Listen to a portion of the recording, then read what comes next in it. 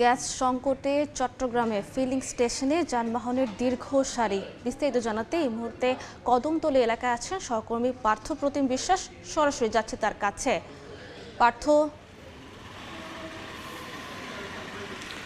চট্টগ্রামে আবারও তীব্র গ্যাস সংকট সৃষ্টি হয়েছে এবং গ্যাস সংকটের কারণে কিন্তু চরম ভোগান্তিতে আছে বন্দরনগরী চট্টগ্রামের মানুষ, বিশেষ করে যারা সিএনজি গাড়ি চালিত যে গাড়িগুলো আছে। আপনারা দেখতে পাচ্ছেন প্রত্যেকটি গ্যাস পাম্পের সামনে কিন্তু প্রচণ্ড লাইন, এবং কখন আসলে এই গ্যাস সংকটের সমাধান হবে তার কোনো উত্তর আসলে নেই কিন্তু কারো কাছে। সেক্ষেত্রে সবাই বলছেন এবং সরকারের কাছে দাবিও জানিয়েছেন যাতে দ্রুত চট্টগ্রামের এই গ্যাস সংকটের সমাধান হয়। একটু জানিয়ে রাখি, কর্ণফুলী গ্যাস ডিস্ট্রিবিউশন কোম্পানি লিমিটেডের আওতাধীন এলাকায় দৈনিক গ্যাসের চাহিদা প্রায় 400 মিলিয়ন ঘনফুট। এর পুরোটাই যোগান নির্ভরশীল আমদানিকৃত এলএনজির উপর। কোনো কারণে আমদানি ব্যাহত হলে চট্টগ্রামের গ্যাস সেক্টরে হাহাকার শুরু হয়।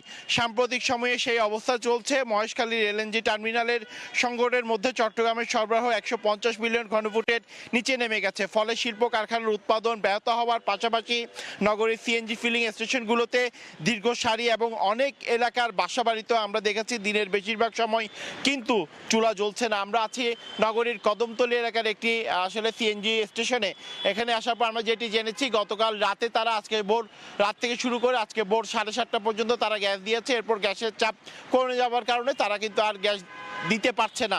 সেক্ষেত্রে নগরীর অন্যান্য যে গ্যাসের স্টেশনগুলো রয়েছে সবগুলোর চিত্রই কিন্তু একই রকম, এবং এখানে যারা গাড়ি চালকরা রয়েছে, সিএনজি গাড়ি চালকরা বা বিভিন্ন গ্যাসের যারা গাড়ি চালকরা রয়েছে, তারা এখানে আমরা দেখছি ঘন্টার পর ঘন্টা অপেক্ষা করছেন। অনেকে বোরে আসলে এখানে এসে গাড়ি লাইনে দিয়েছেন, কিন্তু কখন গ্যাস পাবেন তার কোনো সদুত্তর নেই।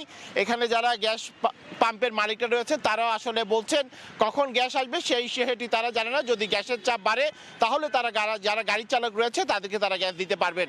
তো আসলে চট্টগ্রামে যারা নগরবাসী রয়েছে তারা এই সমস্যার সমাধান চান। তো এই ছিল আমার কাছে এখনো পর্যন্ত নগরীর কদমতলী এলাকা থেকে এখানকার সর্বশেষ খবর।